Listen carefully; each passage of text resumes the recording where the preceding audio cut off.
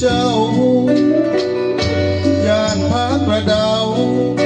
ของผมก็สมลาบไก่แม่นบ่น้อเจ้าว่าหักอายกว่าไผย่านมาตีแกล้งเว้าใส่ให้อายขึ้นนำหอนนำเจ้างา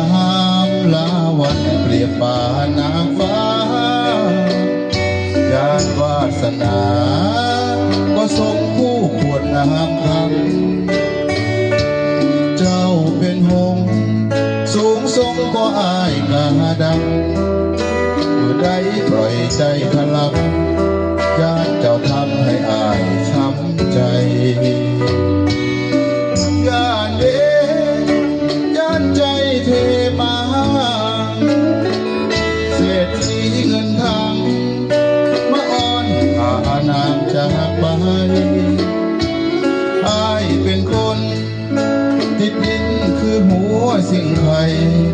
ญาติเจ้าเอาไปตัดไปทิ้งไว้บ่ป่า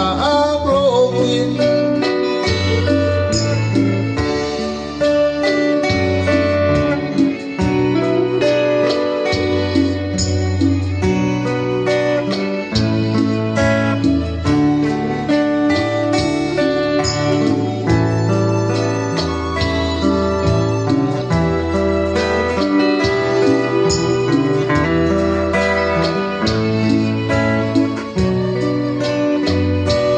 เจ้า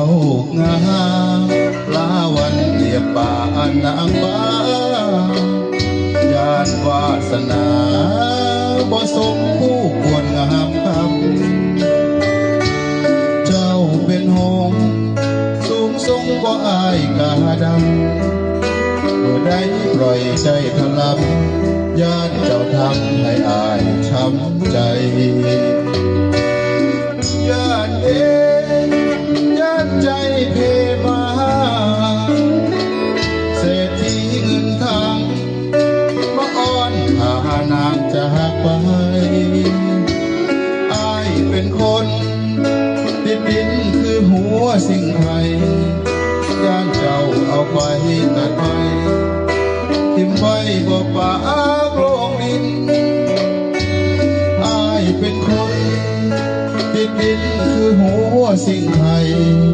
ย่านเจ้าเอาไปตัดไปทิ้งไว้บ่ป่าโปร่งดิน